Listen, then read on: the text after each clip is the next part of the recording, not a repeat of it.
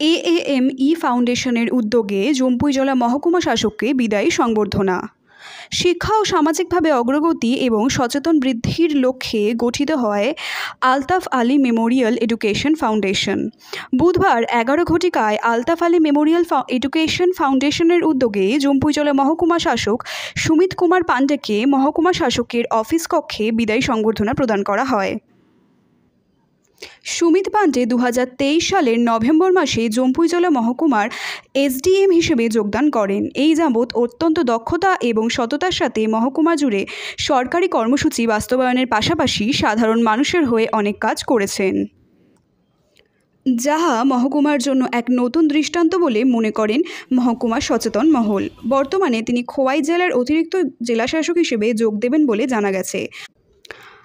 ওনার এই প্রতিভায় মুগ্ধ হয়ে Altaf Ali memorial education foundation chairman Maulana Zakir Hossain Al জালিলির উদ্যোগে মানপত্র সহ অন্যান্য সামগ্রী দিয়ে বিশেষ সংবর্ধনা প্রদান করা হয়।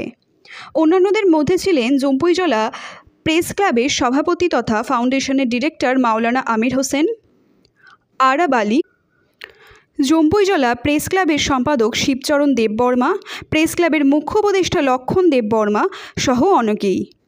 জম্পুইজলা থেকে আমির হোসেনের রিপোর্ট, ভিশন 24। আসার উদ্দেশ্য আমাদের জম্পুইজলার মহকুমা শাসক সুমিত কুমার পাণ্ডেজি অনেক দিন যাবৎ এখানে মহকুমা শাসক হিসাবে কাজ করছেন। উনার কাজ জম্পুইজলা মহকুমা জুড়ে অত্যন্ত প্রশংসনীয় এবং অত্যন্ত দক্ষতার সাথে উনি পরিষেবা দিয়েছেন। আমরা মুগ্ধ হয়ে হঠাৎ শুনলাম উনার ট্রান্সফার হয়েছে খোয়াই ডিস্ট্রিক্টের ADM হিসেবে। আমরা ওনাকে বিদায় সম্ভাষণ জানানোর জন্য আজকে জম্পুইজলা সাব ডিভিশনাল অফিসে আমরা এসেছি।